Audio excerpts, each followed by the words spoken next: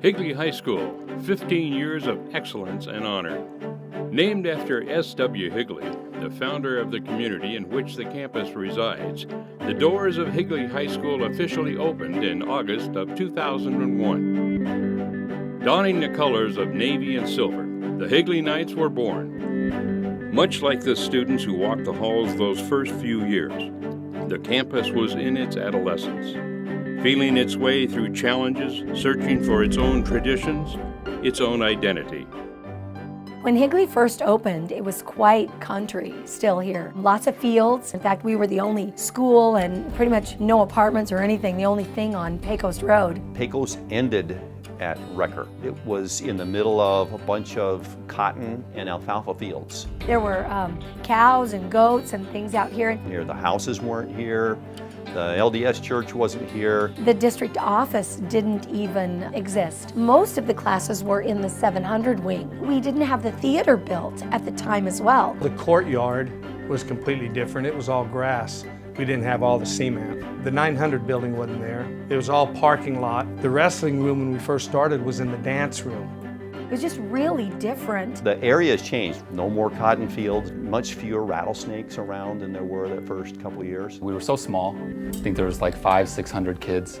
And so everyone kind of knew everybody. We were all kind of friends, hung out in the same groups. We were different than a lot of schools that opened up. Schools opening up will open up with just freshmen and sophomores. Kind of a mix of kids. We had kids from Chandler, Gilbert, Queen Creek, Higley all coming here.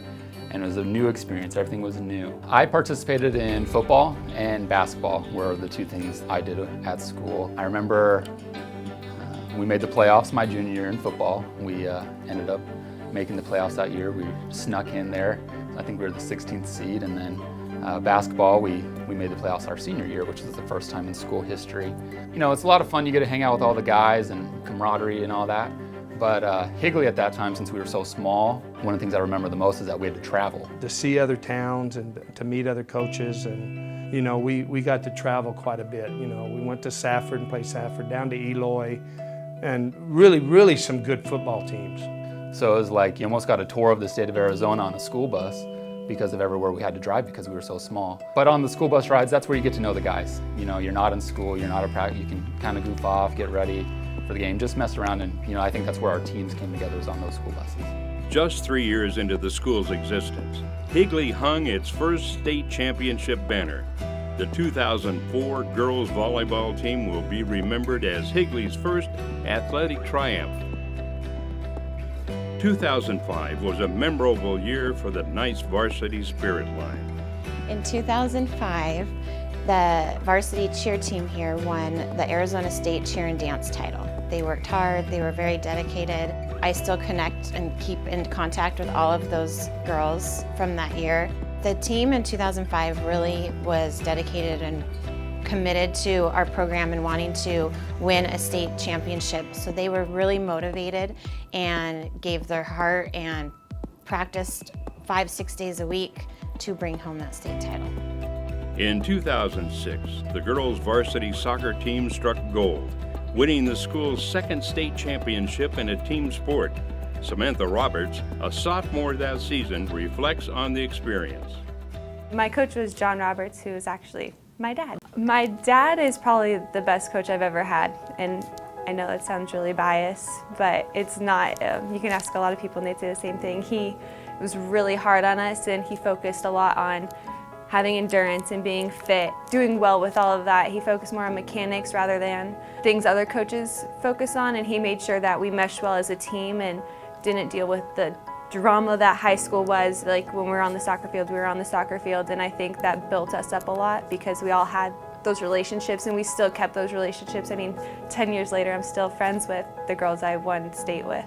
There's like no other feeling that can kind of top that. It's probably the most like elated I was because, I mean, I was a sophomore on varsity. We kind of just made history, keep going. But the Knights weren't finished. That same year, Kelsey Wood won the state championship for high jump in the girls' track and field. She followed that performance with the second state championship in 2007, becoming the first two-time champion in an individual event. In 2007, the varsity wrestling team was named regional champions. In the 2006-2007 wrestling season, I was an assistant coach. At that point, I had been at Higley for about 2.5 years. The prior year, we had Coach Johnson, and he was a coach that really built a good off-season program. He ended up leaving for Perry because we didn't have a wrestling room. Coach Campitelli came in, and a lot of the kids that Coach Johnson had worked with and coached were coming up into Higley at that time, so we had a good group of freshmen coming in. On that team, we had about 8 guys make it to state and about 6 guys place at state. That was the only time that we won the region as a team. We beat some pretty tough teams with Queen Creek, who won state the next year, and we also beat Apache Junction, who had been the regional champion the year before. That same year, the Varsity Spirit Line was selected to perform at the NFL Pro Bowl in Honolulu, Hawaii. We won first place in that competition at cheer camp.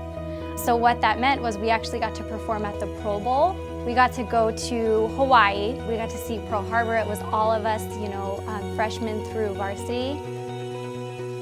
In 2007 and 2008, Jeremy Marcinko earned back-to-back track and field state championships in the pole vault event.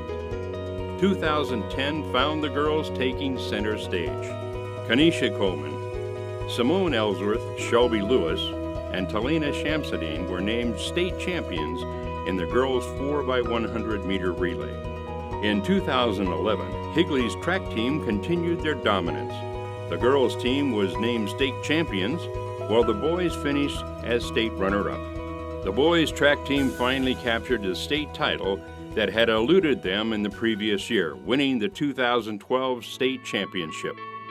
A lot of good individual state champions. We had Mikey Sternad in the 200 meters, Cameron Wooden in the 400 meters. Our 4x1 team as a relay won state as well. Tristan later went on to win 4 individual state medals.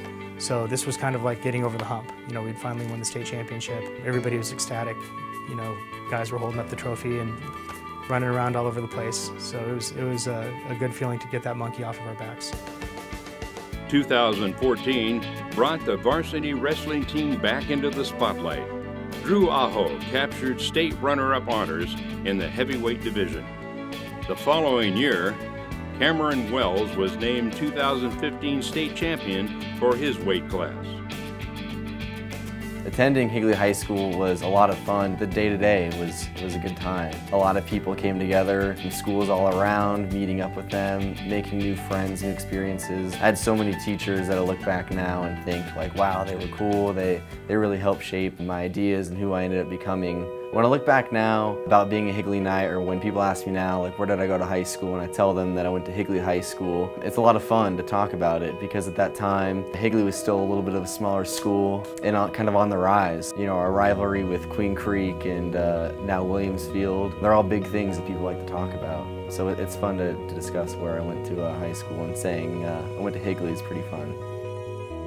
You have a sense of community. Our school may be bigger than some, but you still know most of the people when you're walking down the halls. There's a sense of family, and I still see people when I go to Fry's, and you still say hi even though they're 4 years older than you. They still remember you because it is that sense of family. There's a sense of pride. Being a Higley Knight is something to be proud of. It means a lot to be a Higley Knight.